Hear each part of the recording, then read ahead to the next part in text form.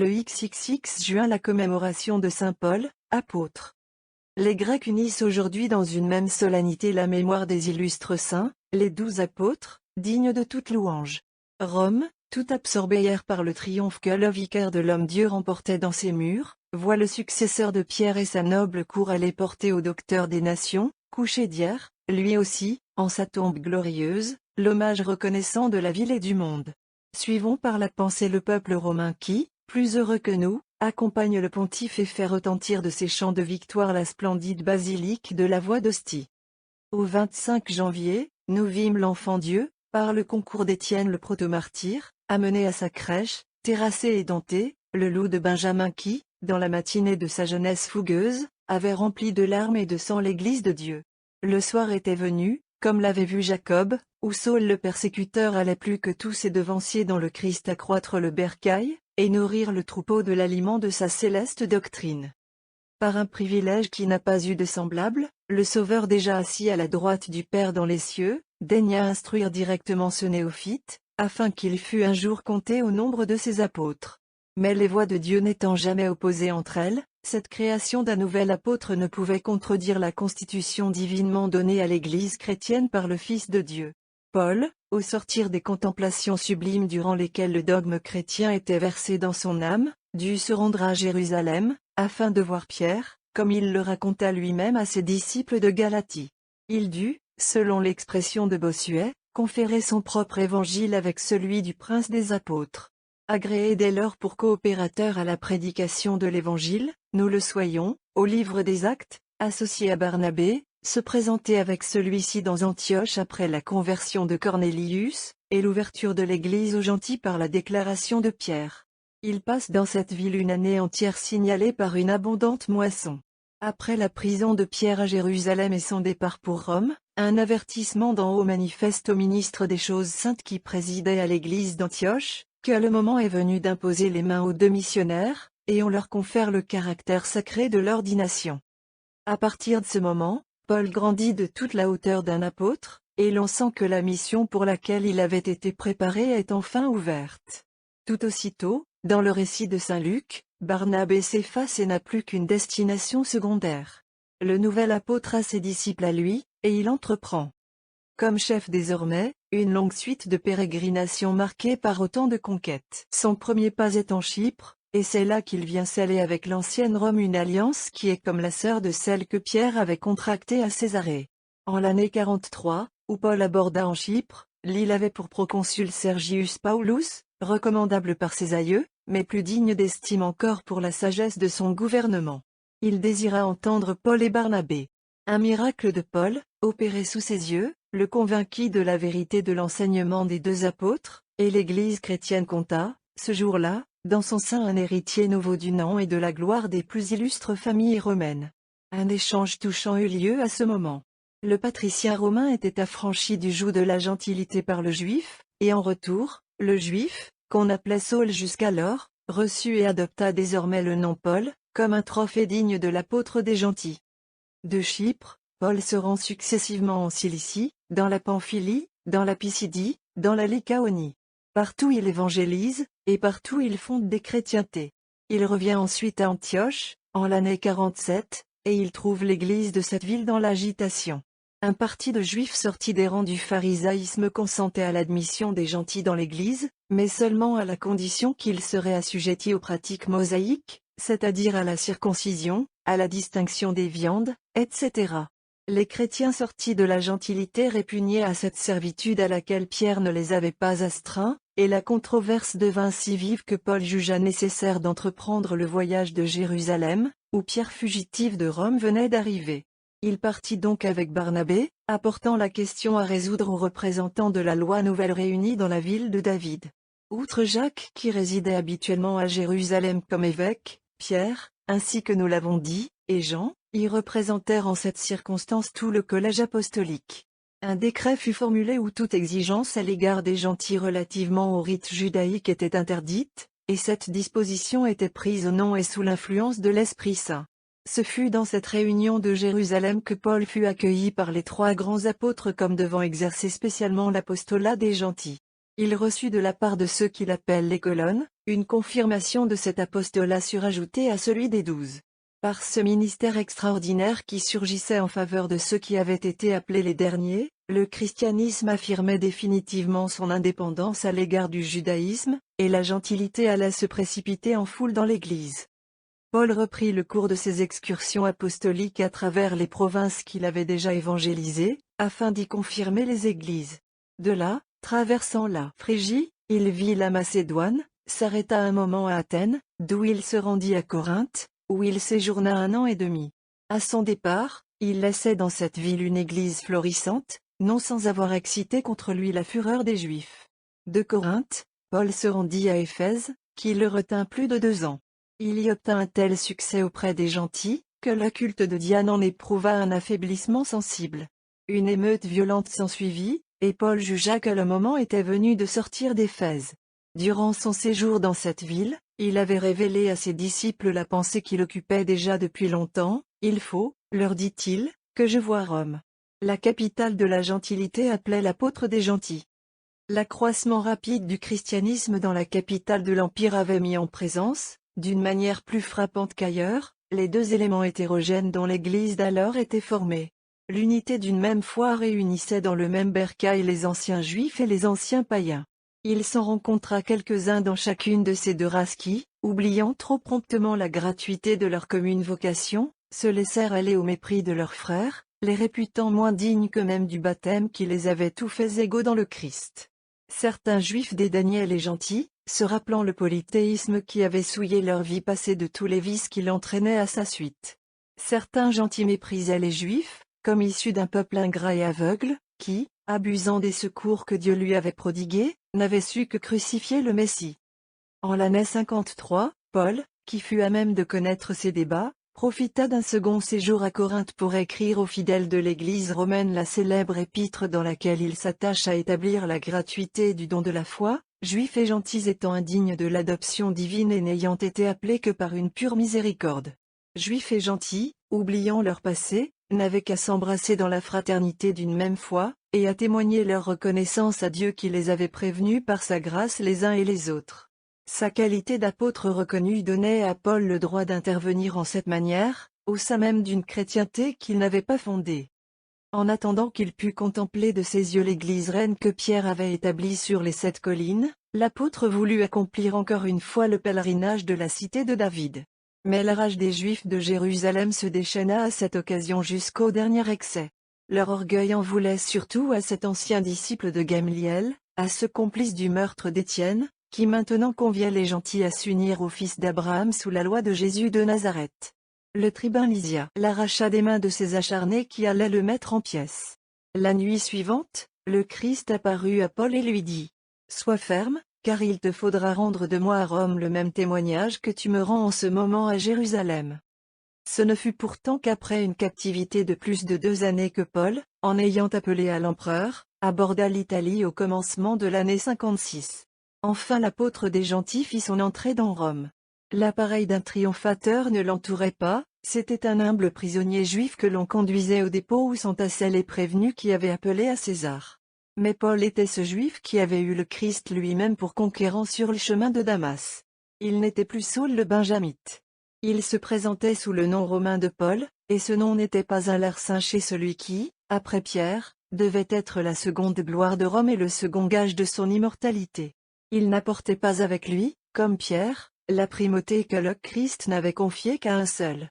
Mais il venait rattacher au centre même de l'évangélisation des gentils, la délégation divine qu'il avait reçue en leur faveur, comme un affluent verse ses eaux dans le cours du fleuve qui les confond avec les siennes et les entraîne à l'océan. Paul ne devait pas avoir de successeur dans sa mission extraordinaire.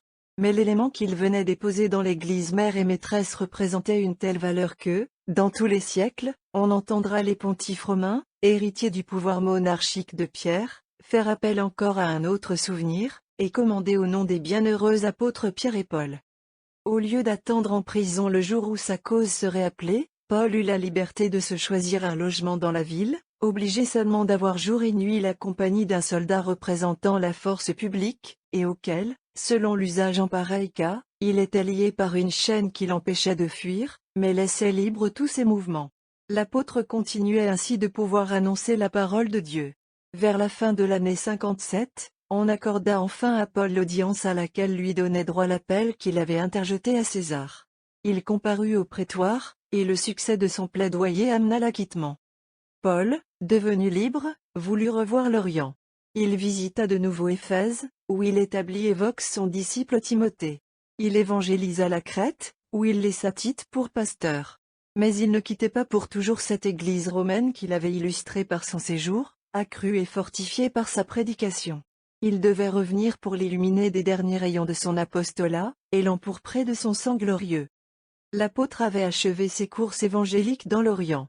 Il avait confirmé les églises fondées par sa parole, et les épreuves, pas plus que les consolations, n'avaient manqué sur sa route. Tout à coup un avertissement céleste, semblable à celui que Pierre lui-même devait recevoir bientôt, lui enjoint de se rendre à Rome où le martyr l'attend. C'est saint Athanase qui nous instruit de ce fait, rapporté aussi par saint Astère d'Amazée. Ce dernier nous dépeint l'apôtre entrant de nouveau dans Rome, afin d'enseigner les maîtres du monde, de s'en faire des disciples, et par eux de lutter avec le reste du genre humain. Là, dit encore l'éloquent évêque du IVe siècle, Paul retrouve Pierre vacant au même travail. Il s'attelle avec lui au char divin, et se met à instruire dans les synagogues les enfants de la loi, et au dehors les gentils. 2. Rome possède donc enfin réuni ces deux princes. L'un assis sur la chaire éternelle, et tenant en main les clés du royaume des cieux, l'autre entouré des gerbes qu'il accueillit dans le champ de la gentilité. Ils ne se sépareront plus, même dans la mort, comme le chante l'Église. Le moment qui les vit rapprocher fut rapide. Car ils devaient avoir rendu à leur maître le témoignage du sang, avant que le monde romain fût affranchi de l'odieux tyran qui l'opprimait. Leur supplice fut comme le dernier crime, après lequel Néron s'affaissa, laissant le monde épouvanté de sa faine aussi honteuse qu'elle fut tragique. C'était en l'année 65 que Paul était rentré dans Rome. Il y signala de nouveau sa présence par toutes les œuvres de l'apostolat. Dès son premier séjour, sa parole avait produit des chrétiens jusque dans le palais de César. De retour sur le grand théâtre de son zèle, il retrouva ses entrées dans la demeure impériale. Une femme qui vivait dans un commerce coupable avec Néron, se sentit ébranlée par cette parole à laquelle il était dur de résister. Un échanson du palais fut pris aussi dans les filets de l'apôtre. Néron s'indigna de cette influence d'un étranger jusque dans sa maison, et la perte de Paul fut résolue. Jeté en prison, l'apôtre ne laissa pas refroidir son zèle, et continua d'annoncer Jésus-Christ. La maîtresse de l'empereur et son échanson abjurèrent, avec l'erreur païenne, la vie qu'ils avaient menée, et leur double conversion hâta le martyre de Paul. Il le sentait, et on s'en rend compte en lisant ces lignes qu'il écrit à Timothée. « Je travaille, dit-il, jusqu'à porter les fers, comme un méchant ouvrier, mais la parole de Dieu n'est pas enchaînée, à cause des élus, je supporte tout. Me voici à cette heure comme la victime déjà arrosée de l'eau lustrale, et le temps de mon trépas est proche. J'ai vaillamment combattu, j'ai achevé ma course, j'ai été le gardien de la foi. La couronne de justice m'est réservée, et le Seigneur, juge équitable, me la donnera. » Le 29 juin de l'année 67, tandis que Pierre traversait le Tibre sur le pont triomphal et se dirigeait vers la croix dressée dans la plaine Vaticane, un autre martyr se consommait sur la rive gauche du fleuve. Paul, entraîné le long de la voie d'Ostie, était suivi aussi par un groupe de fidèles qui s'étaient joints à l'escorte du condamné. La sentence rendue contre lui portait qu'il aurait la tête tranchée aux eaux salviennes. Après avoir suivi environ 2000 la voie d'Ostie, les soldats conduisirent Paul par un sentier qui se dirigeait vers l'Orient, et bientôt on arriva sur le lieu désigné pour le martyre du docteur des gentils. Paul se mit à genoux et adressa à Dieu sa dernière prière. Puis, s'étant bandé les yeux, il attendit le coup de la mort. Un soldat brandit son glaive, et la tête de l'apôtre, détachée du tronc, fit 3 bonds sur la terre. 3 fontaines jaillirent aussitôt aux endroits qu'elle avait touchés. Telle est la tradition gardée sur le lieu du martyre, où l'on voit 3 fontaines sur chacune desquelles s'élève un autel. Unissons nos hommages à ceux des siècles qui nous ont précédés, pour honorer le vase d'élection d'où la grâce du salut découla si abondamment sur le monde. Les formules adoptées par la Sainte Église romaine dans l'office de ce jour constituent un ensemble gracieux, auquel nous emprunterons tout d'abord les 2 réponses qui suivent. R. Vous êtes un vase d'élection, Saint apôtre Paul, prédicateur de la vérité dans tout l'univers, vous par qui toutes les nations ont connu la grâce de Dieu. V. Intercédez pour nous auprès de Dieu qui vous a choisi, vous par qui? R. C'est par la grâce de Dieu que je suis ce que je suis, et sa grâce en moi n'a pas été vaine, mais elle demeure toujours avec moi. V. Celui qui par sa puissance a fait de Pierre un apôtre, a fait de même pour moi parmi les nations. Et sa grâce. En la fête de la conversion du grand apôtre, Adam de Saint-Victor nous a fourni le thème de nos chants dans une admirable séquence. Le missel de Liège de l'an 1527 nous donnera aujourd'hui la suivante, dont la simplicité ne manque ni de charme, ni de profondeur. Séquence. Au docteur des nations, applaudissez, et, de la voix, publiez vos vœux. Au pasteur appartient de conduire le troupeau. Aux brebis d'honorer le pasteur. Vase d'élection, rempli d'honneur, sans veine enflure, à bon droit recherché de quiconque se plaît au pâturage qu'arrose les eaux de la vraie fontaine. Du docteur des nations la conversion sainte donne la joie en cet exil, exemple à suivre, objet de louange. Au matin, ravisseur. Sur le soir, magnifique, ce ne fut pas en vain que de Benjamin la figure nous fournit un présage. La mère enfante un fils de douleur.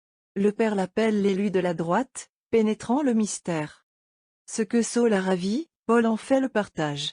Il distribue les dépouilles de la loi sous la grâce.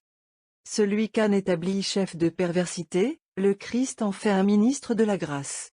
Il ne rêve que carnage, et tombe aveuglé. Une voix le reprend, descendant des nues. Pourquoi persécuter celui que tu dois suivre? Pourquoi, Saul, regimber contre l'aiguillon? Tu me poursuis, et l'on croit que tu me rends hommage. Et c'est contre mes frères que tes sanglantes mains tournent le glaive. 100, effet de la lettre. Les figures ont cessé. Dès cette heure, je te fais le héros de ma grâce, lève-toi maintenant, je te pardonne.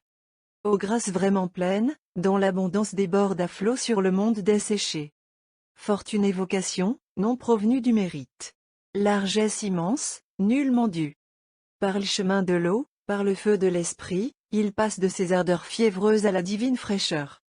Son nom change, et ses mœurs ont changé, deuxième en dignité, premier pour le labeur. Égal aux apôtres appelés d'abord, lui dont l'appel est venu des cieux prévaut par ses épîtres. 3 fois il est battu de verge, une fois lapidé. 3 fois la mer l'engloutit, sans qu'il meure dans ses flots. Au 3e ciel son esprit est ravi, du regard de l'âme il contemple le mystère de Dieu, mais, empêché de parler, ne sait le redire. Au pasteur illustre, des pasteurs la gloire, par un heureux sentier, des troupeaux, Amen, conduit, établit les au lieu du pâturage éternel. Amen. Saint Pierre d'Amiens a consacré les accents de son énergique piété au docteur des nations dans cet hymne. Hymne. Paul, docteur incomparable trompette éclatante de l'Église, nuée qui vole et promène le tonnerre par tout l'immense circuit des cieux. Tonne en nos âmes avec puissance. Inonde les champs de notre cœur, que toute sécheresse reverdisse sous le déluge de la céleste grâce. Oh! Combien grand est le mérite de Paul! Il monte au 3e ciel, il entend des paroles mystérieuses qu'il n'ose redire à personne. Il sème le Verbe en tout lieu. La moisson se lève abondante. Le grenier du ciel se remplit des fruits des bonnes œuvres. Comme une lampe au vif éclat, il illumine de ses rayons l'univers. Il chasse les ténèbres de l'erreur, pour que règne seule la vérité. Louange soit au Père non engendre. Gloire soit au Fils unique. À l'Esprit qui les égale tous deux soit grandeur souveraine. Amen. Enfin, pour nous conformer à la tradition liturgique, qui ne veut pas qu'on célèbre jamais l'un des princes des apôtres, sans faire aussi mémoire de son glorieux compagnon, nous donnerons ici, dégagées des retouches survenues plus tard, l'œuvre entière d'Elpie, à laquelle l'hymne des Vêpres d'hier n'empruntait que les 2 premières strophes. La 3e est employée par l'Église aux autres fêtes de Saint-Pierre, la 4e à celle de Saint-Paul. Les 2 réunis formaient hier l'hymne des laudes. Hymne. De lumière d'or, de rayons empourprés, vous baignez le monde, ô lumière de lumière, embellissant les cieux par un glorieux martyr en ce jour sacré qui donne aux coupables la grâce. Le portier du ciel, le docteur de l'univers, juge du siècle et vraie lumière du monde, triomphent ensemble, l'un par la croix, l'autre par le glaive. Saints du laurier de la victoire, ils font leur entrée au sénat de la vie. Bon pasteur, ô Pierre, reçois maintenant avec clémence les vœux de ceux qui t'implorent. Dénoue les liens du péché par cette puissance à toi confiée, qui pour tous ouvre ou ferme les cieux. Docteur illustre, ô Paul, forme nos mœurs, Élève nos pensées par tes soins jusqu'au ciel, en attendant le jour où, le bien dans sa plénitude étant devenu notre partage, tout l'imparfait disparaîtra. Double olivier où coule la sève d'un unique amour, tous deux rendez-nous dévoués à la foi, fermes dans l'espérance, et, sur toute chose, pleins de la double charité découlant de sa source. Après la mort de cette chair, obtenez-nous de vivre. Soit à la Trinité gloire éternelle, honneur, puissance et joie, en l'unité qui garde l'Empire, depuis lors et maintenant, dans les siècles sans fin. Amen.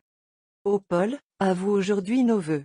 Établis heureusement sur la pierre qui porte l'Église, pourrions-nous oublier celui dont les travaux, plus que ceux d'aucun autre, ont amené les gentils nos pères à composer la cité sainte? Sion, la bien-aimée des premiers jours, a rejeté la pierre, et s'est brisée contre elle. Quel est le mystère de cette autre Jérusalem descendue des cieux, dont cependant tous les matériaux furent tirés des abîmes? Leurs inébranlables assises proclament la gloire de l'architecte sage qui les posa sur la pierre d'angle, elle-même pierre sans prix, et dont l'éclat dépasse incomparablement la splendeur des parures de la fille de Sion. Qui vaut à la nouvelle venue cette beauté, ces honneurs d'épouse? Comment les fils de la délaissée sont-ils sortis des retraites impures où leur mère habitait, en la compagnie des dragons et des léopards? La voix de l'époux s'est fait entendre, et elle disait: Viens, ma fiancée, viens du Liban, descends des sommets d'Amana, des hauteurs de Sanir et d'Hermon. Pourtant, de sa personne sacrée, l'époux, quand il vivait, ne quitta point l'antique terre des promesses, et sa voix mortelle ne pouvait parvenir à celle qui habitait au-delà des confins de Jacob. Ô Paul, vous l'avez dit, comment donc invoquer, comment croire celui qu'on n'a pas entendu?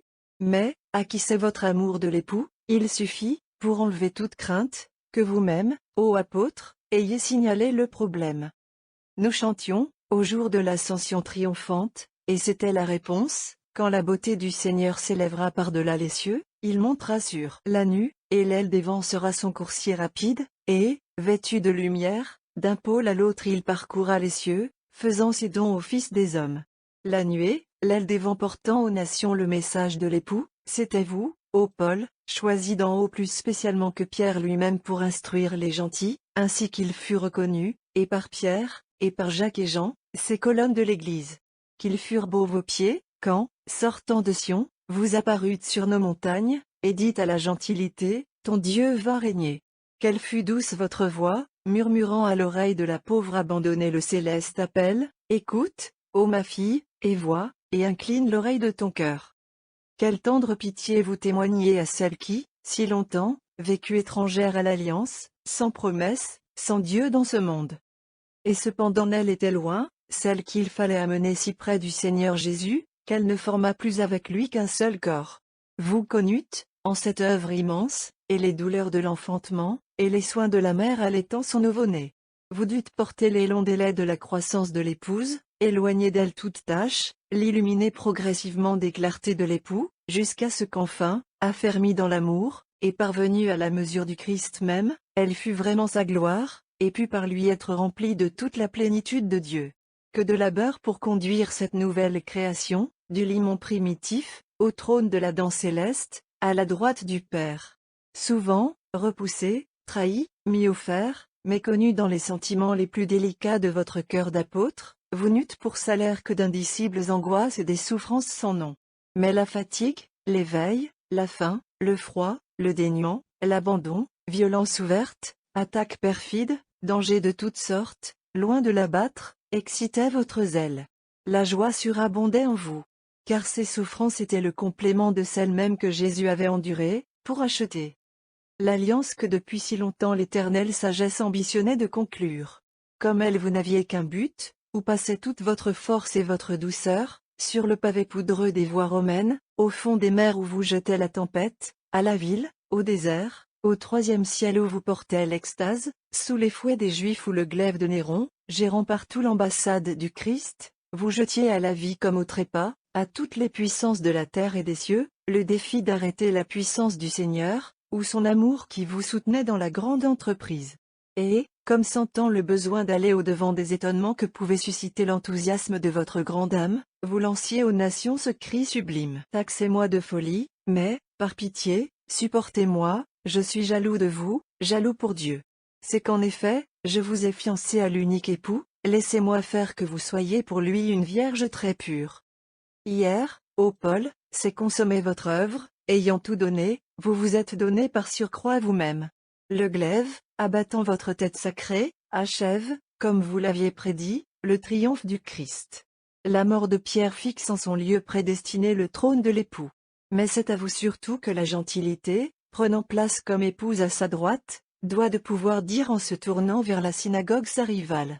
Je suis noire, mais je suis belle, fille de Jérusalem, c'est pourquoi le roi m'a aimée, et m'a choisie pour reine.